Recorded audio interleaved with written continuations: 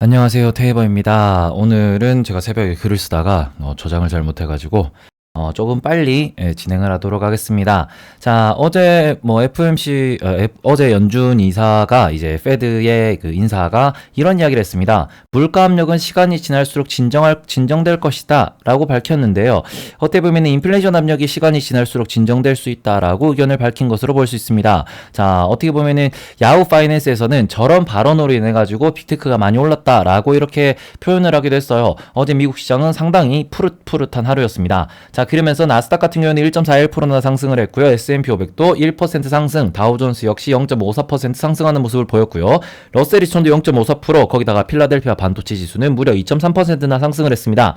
자, 이러면서 어제 같은 경우에는 장마감이 다가올수록 더 많은 매수세가 들어왔다라는 점, 그렇기 때문에 이런 상황에서는 아시아 시장에도 좋은 분위기가 좀 연결될 수 있다라고도 볼 수 있을 것 같은데요.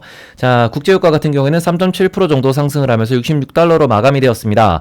자, 그 다음에는 금 가격 같은 경우에도 0.26% 소폭 상승을 하면서 오늘도 좋은 흐름을 이어갔고요. 자, 10년물 국채금리 같은 경우에는 1.47% 하락을 하면서 주식도 매수하고 이제 국제유가도 오르고 금 가격도 오른 상황에서 10년물 국채 금리 채권 역시 매수를 했다라고 보실 수 있을 것 같습니다. 대표적인 자산들을 모두 다 매수하는 하루였고, 거기서 달러 지수는 오늘도 소폭 하락하는 모습을 보였습니다. 자, 그러면서 어떻게 보면은 글로벌 투자자들이 이제 미국 달러에 대해서 매수와 매도 힘싸움을 하고 있는 상황이다라고 보실 수 있을 것 같은데요. 여전히 지금 인플레이션이 온다고 하더라도 미국은 성장할 것이다. 그렇기 때문에 미국에 투자해야 된다라는 의견과, 미국이 지금 고평가인 상황이고 미국의 달러가 점점 흔해지고 있고 미국이 계속 돈을 풀고 있기 때문에 다른 나라로 가야 한다. 이런 상황에서 캐나다 달러를 매수한다라는 의견도 되게 많은 상황이에요. 그렇기 때문에 최근 캐나다 달러 매수세가 엄청나게 세다라고도 이야기를 하고 있는데, 글로벌 투자자 기준에서는 국제 외환, 그러니까 외환 시장에서 통화에 대한 투자도 충분히 본인들이 뭔가 그 의지를 가지고 할 수 있는 상황이기 때문에 미국의 달러 지수도 꾸준히 관찰이 필요하다라고 생각이 됩니다. 자, 원달러 환율 같은 경우는 1123원 수준으로 어제까지 1127원이었죠. 꽤나 많이 하락을 했습니다. 여기에다가 이제 우리가 EWY라고 하는 사우스 코리아 ETF가 있습니다. 이것도 오늘 1%가량 상승을 하면서 어제 꽤나 큰 폭의 하락이 있었는데 그러면서 요게 또 회복이 되었다. 그렇기 때문에 어떻게 보면은 오늘 한국 시장에 대한 외국인의 매수를 또 한번 기대해 볼 수 있지 않을까라는 생각도 듭니다. 원자재 시장에서는 이제 국제유가 같은 경우는 좀 상승을 하는 모습을 보였고, 구리 같은 경우에도 미국에서는 1.16%, 런던에서 0.79% 상승을 했지만 다른 원자재들이 좀 하락을 하면서 조금은 조정을 받는 하루지 않나라는 생각이 들었고요. 거기에다가 이제 글로벌 주요 증시 같은 경우에도 유로스톡스가 0.65%밖에 안 올랐어요. 미국 같은 경우에는 꽤나 큰 폭으로 올랐지만 이제 유럽은 생각보다 많이 못 올랐다. 그렇기 때문에 어떻게 보면은 이제 미국이 가파르게 상승한 이유 자체도 지난주 하락에 대한 반등이 좀 세게 있지 않았나라고 보시는 게 좋을 것 같아요. 그래서 오늘의 미국 시장은 결국 지난주에 떨어졌던 거를 오늘 그냥 좀 강하게 반발, 이제 주말이 지나고 보니까 저렴한 기업들이 보였으니까 좀 반발하면서 매수가 들어왔다 정도로만 해석하시면 좋을 것 같습니다. 반면에 코인 시장 같은 경우에는 어저께 큰 폭으로 하락을 했다가 오늘 이제 좀 반등이 좀 세게 왔습니다. 그러면서 원화 기준으로 이제 4,300만 원이죠. 이렇게 지금 이제 미국 기준으로 거래가 되고 있고, 달러 기준으로는 아직 4만 달러가 회복이 안 된 상황이더라고요. 이러면서 이제 4만 달러로 회복하는지를 좀 보셔야 될 것 같은데, 어쨌든 일주일 동안 비트코인은 12%, 이더리움은 21%, 바이낸스 코인도 36% 하락하는 이런 모습을 보였기 때문에 우리가 조금 그 코인 시장에 대해서도 진짜 하락을 하는 것이냐 버텨내는 것이냐 이런 거를 좀 확인을 하셔야 될 것 같고요. 자, 그러면서 브레이너드 연준 이사가 이제 코인 시장에 대해서 한마디를 했습니다. 이게 민간 가상화폐 비트코인과 같은 것들이 이제 소비자 보호를 해야 한다라는 식으로 밝혔고, 미국의 CBDC에 대한 언급이 또 있었다라는 점이 오늘도 테마주들이 날뛸 수 있는 이런 환경이 만들어졌다라고도 보실 수 있을 것 같아요. 자, 거기에다가 지금 코인데스크에 컨퍼런스가 진행되고 있다는 점 역시 어떻게 보면은 비트코인 시장에 조금은 긍정적인 소식으로 이어지고 있다라고 보실 수 있을 것 같아요.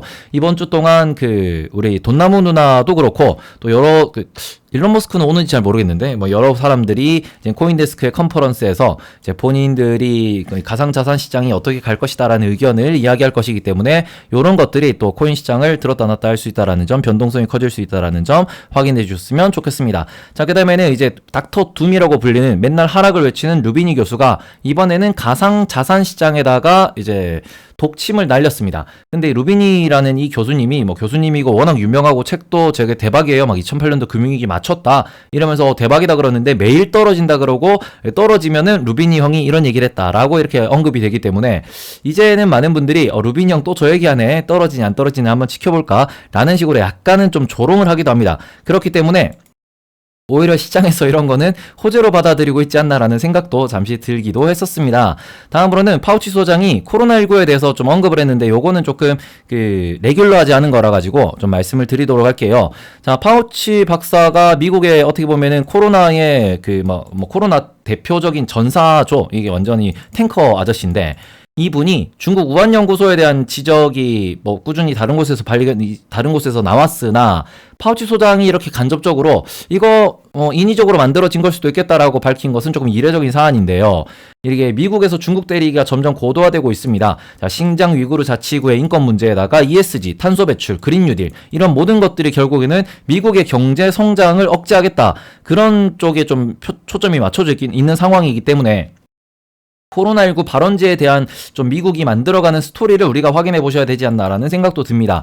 왜냐 그러면은 이제 중국을 조리돌림하려고 계획을 짜고 있다. 큰 그림을 그리고 있다라는 생각도 조금 들고 있기 때문에 이게 미국이 써가는 스토리에 있어가지고 우리가 뭐 배울 것도 많겠죠. 뭐 그런 식으로 자, 미국이 중국을 어떤 식으로 슬금슬금 조져나가는지를 관찰하는 재미도 있을 것 같다라는 생각입니다. 다음으로는 일본 소식입니다. 일본 같은 경우에는 자, 미국 국무부에서 일본을 여행금지 국가로 지정했다라는 소식이에요. 도쿄올림픽 개최를 2달 앞둔 상황에서 4단계로 올렸다. 원래가 2단계인가 3단계였을 거예요. 자, 이러면서 4단계로 올렸다라는 거는 어떻게 보면은 중국이 지금 4단계거든요. 그러니까 중국과 같은 취급을 받게 되었다라는 거고, 인터넷이 발달한 상황에서 그러니까 일본의 정치권에서는 계속 코로나 그거 너무 이렇게 우리 지금 긴급 사태 연장하는 거 이런 거 너무 심각하지 않다. 올림픽 열 수 있다. 이렇게 이야기하는 것 자체를 일본 내부에서 어떻게 받아들일지도 우리가 조금 생각을 해보셔야 될 것 같습니다. 자, 다음으로는 대만 소식입니다. TSMC 직원이 코로나에 확진되었다라고 해요. 이러면서 공장을 폐쇄하거나 이런 거는 없다라고 하지만 그래도 2021년도 전체가 반도체 업계가 화재가 생겼고 이게 좀 해결이 되면 정전이 오고 정전이 해결되면 가뭄이 오고 가뭄이 해결됐더니 또 정전이 오고 정전이 해결됐더니 이번에는 코로나까지 왔다. 야, 이런 걸 보면은 어떻게 보면은 지금 당장 해결될 수 있는 것은 대만의 가뭄은 좀 해결이 될 수도 있지 않을까라는 생각도 하고는 있지만 어쨌든 반도체 업계가 시끄러운 것 그리고는 2022년도에 DDR5 상용화라는 이런 좀 거대한 이벤트가 있다라는 점도 우리가 반도체 투자를 계속 해야 되는 이유가 되고 있다라고 생각하실 수 있을 것 같습니다. 자, 다음으로는 바이오 소식입니다. 국내에서 모더나 백신 원액 생산도 할 수 있을 것이다. 노바백스로부터도 기술 이전을 할 수 있을 것이다. 이게 이제 삼성 바이오로직스와 SK 바이오 사이언스죠. 이런 곳에서 할 수 있을 것 같다. 이러한 얘기가 여권 고위 관계자로부터 나왔다라는 소식입니다. 이게 어떻게 보면은 미국의 좀 특징을 우리가 해석을 잘 하셔야 된다라고 생각을 하는데 미국 같은 경우에는 이런 소식이 외부로 유출된다 그러면은 이제 SEC라고 부르는 곳에서 벌금을 몇백억씩 때려요. 거기다가 좀 심각한 사안이면은 구속도 가능합니다. 자, 이래서 극도로 이런 걸 꺼려하는 시장 분위기라고 생각할 수 있는데요. 이게 사실대로 이렇게 추진된다 그러면은 되게 좋은 일이죠. 한국의 이제 기술 수출도 기술 이전도 해주는 거니까 한국의 기술이나 생산 기술이 전 세계 기술력이 이제 입증된다라고 볼 수도 있는 건데 문제는 이게 진짜로 될 뻔한 계약이 혹시나 깨지면은 우리가 애플카 때도 좀 느끼셨을 겁니다. 미국 사람들 되게 깐깐하다라고 생각하셨을 건데 이게 미국의 전통이에요. 본인들은 이게 구속을 당할 수도 있기 때문에 아주 이걸 지켜야 되는 건데 이게 중간에서 이렇게 새 나온다. 조금은 걱정이 되기도 합니다. 어쨌든 가능성이 없는 상황에서는 이런 얘기가 나오는 건 아니겠죠. 그렇기 때문에 주식시장에서는 반드시 호재로 좀 받아들일 수 있지 않을까라는 생각이고 이미 주가가 많이 올랐지만 테마라는 것은 그날 가면은 중소규모 기업들에서 올랑올랑 하니까 그런 거 한번 확인해 주셨으면 좋겠습니다. 자, 다음으로는 이제 M&A 시장에 대한 소식인데요. 어떻게 보면은 지금 이베이 코리아도 있고 요기요도 있고 한온 시스템도 있고 대부분이 조 단위가 넘어가는 거의 많게는 4조, 5조 이런 얘기가 나오는 굵직굵직한 M&A들이 많이 기다리고 있습니다. 이러면서 시장에서 이런 소식들이 이제 꾸준히 들릴 것으로 보이는데요. 인수하는 것이 새로운 성공 스토리가 될 수 있습니다. 다만 실패 신호탄도 될 수도 있죠. 엄청나게 큰 돈이 들어가는 거는 하이 리스크 하이 리턴입니다. 그렇기 때문에 시장에서 어떻게 반응하는지 좀 지켜보시면서 관련된 보고서가 나오는 것도 우리가 조금씩 확인을 해주셨으면 좋겠고요.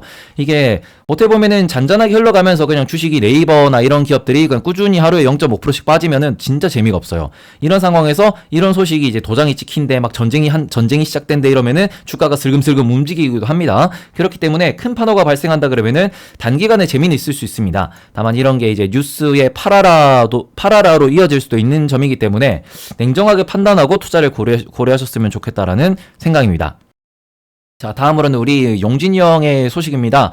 용진이 형이 최근에 되게 SNS에서 핫하게 이제 떠들썩하게 만들고 있죠. 되게 인싸가 되어 있는 상황인데 지금 이제 삼성동이라고 해야 돼. 역삼동이죠. 역삼동에 예전에 르네상스 호텔이 있던 자리를 싹 밀고 용진이 형이 6성급 최고급 호텔을 이제 완공을 했고 오픈을 한다라는 소식입니다.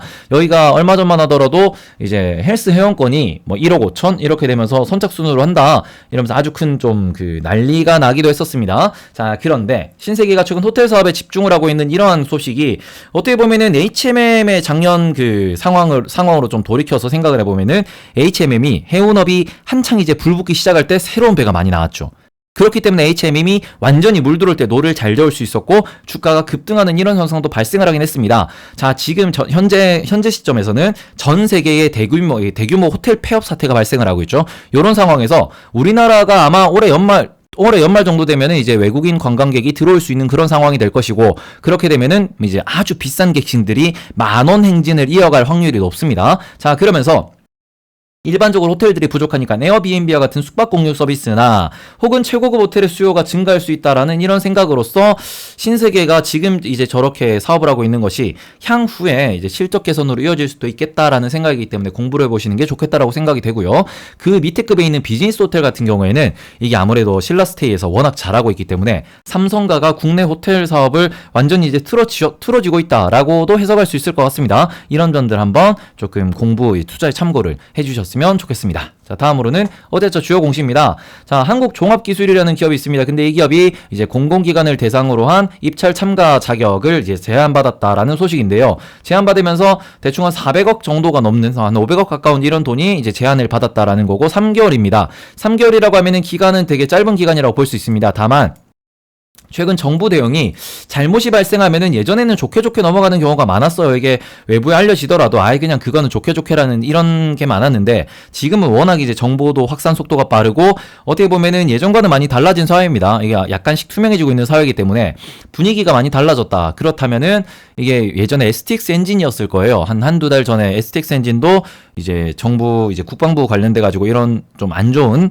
그런 공시가 나온 적도 있기 때문에 최근에 이렇게 그 공무원분들이 본인들의 자리를 지키기 위해 가지고 뭔가 문제가 생기면은 이렇게 기업을 때린다라는 점도 확인을 하면서 투자를 해주셨으면 좋겠습니다. 너무 정부 중심에 이게 뭔가 지자체 중심으로 이렇게 그 공적 사업으로 이제 돈을 버는 기업들은 리스크가 있을 수도 있다라는 점 체크해 주셨으면 좋겠고요. 다음으로 현대모비스와 이번에는 현대자동차의 아산 공장이 이제 생산을 중단한다라는 소식입니다. 중단 기간이 길진 않아요. 4, 5, 6, 7이니까 한 일주일 정도, 4일 정도 중단된다라는 것인데 문제는 현대자동차 그룹이 이제 미국에 있는 공장도 생산을 중단한다라고 발표를 했습니다. 그렇기 때문에 자동차 반도체 수급 차질 이슈가 해결되는 속도가 좀 빨라져야지만 주가 흐름의 방향성이 좀 보일 것 같아요. 이게 해결이 안 된다 그러면은 좀 장기간으로 슬금슬금 밀려 내려갈 수도 있기 때문에 이런 점에 대해서 돈을 못 벌면은 주가가 밀리는 게 맞아요. 이런 것을 좀 우리 참고해 주셨으면 좋겠습니다. 자, 다음으로는 디자인이라는 곳이 마스크에 대해서 계약이 있었으나 이게 파기됐다라는 것입니다.